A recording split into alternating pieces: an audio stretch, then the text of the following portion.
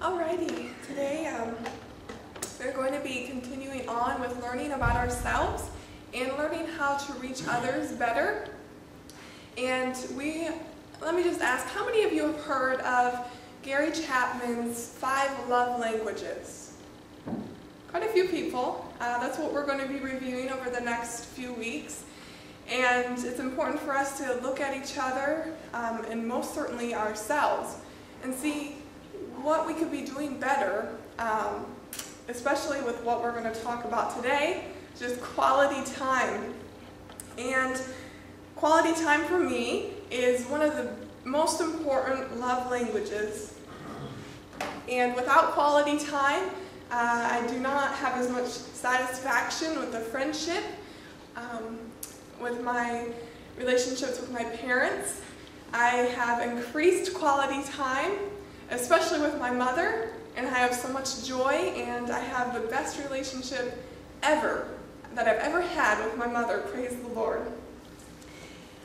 So today, I'm going to go back here. So looking into the study of the 5 love languages, we have gifts, physical touch, which is putting your hand on somebody's shoulder, letting them know you care.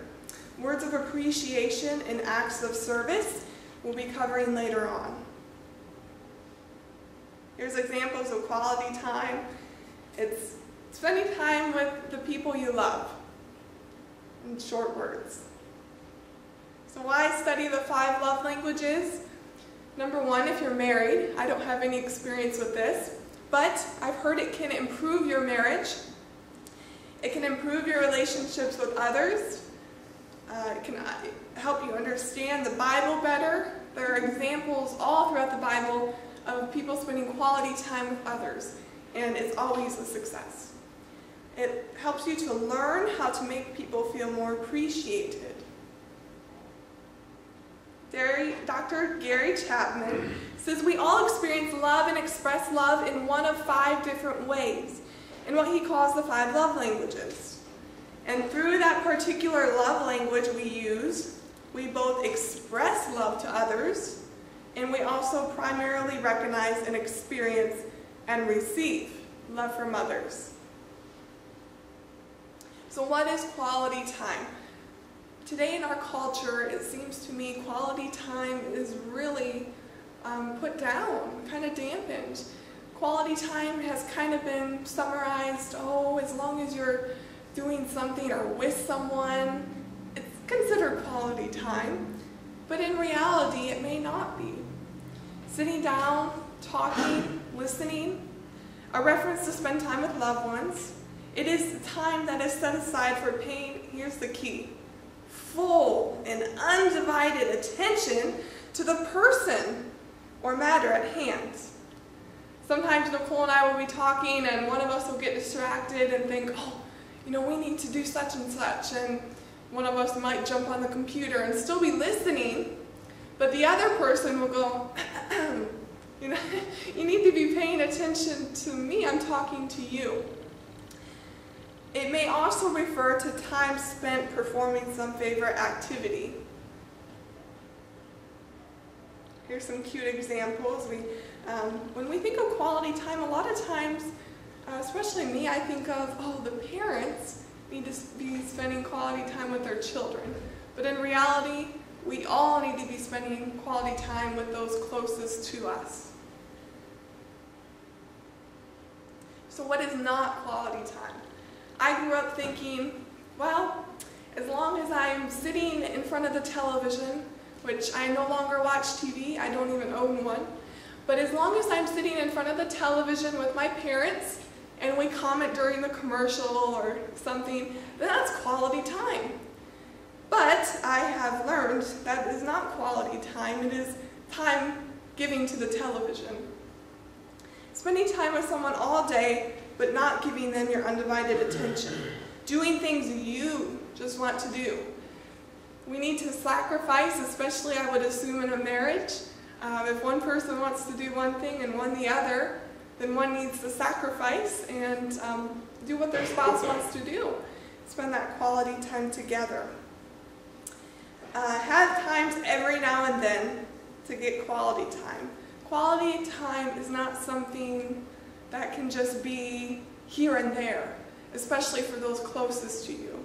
It needs to be at least I would hope a weekly thing, unless you live far away, then maybe talking on the phone. It needs to be something that's developed as kind of a good habit and then maintained.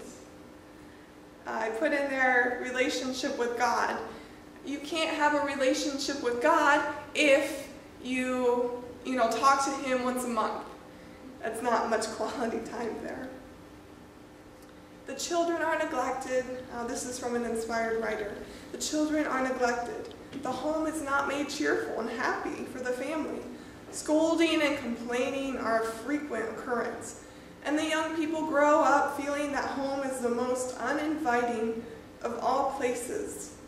I grew up and I went to a public school, and I have to admit, I'd say, 75% of the homes, the children are counting down to the day they graduate and go to college. And it's quite sad. As a consequence, they impatiently look forward to the time when they shall leave it, and it is when, with little reluctance, that they launch out into the great world, unrestrained by home influence and the tender counsel of the hearthstone. So they want to get out, do their own thing. They feel they're restricted by their parents, and a lot of parents don't give that quality time, showing them that they do care and love for them. Quality times mean that we are doing something together and that we are giving our full attention to the other. The activity in which we are both engaged is incidental or planned. The activity is simply the vehicle that creates a sense of togetherness. This is true of families. It's true of children and parents. It's true of friends. And it's true of spouses. So from the Bible, the person that I thought of that spent the most quality time, especially with the people, was Jesus himself. And he did a wonderful example of spending time with his Father. And it says in Mark 1:35, "And in the morning, rising up a great while before day, he went out and departed into a solitary place, and there prayed." He gave that quality time to God, especially in the morning, right before you start that hard day. We need that wonderful quality time. Jesus and his disciples, Mark 8:34. "And when he had called the people unto him with his disciples also." His disciples were with him all the time. They shared their meals, travels, experiences, and extended conversations.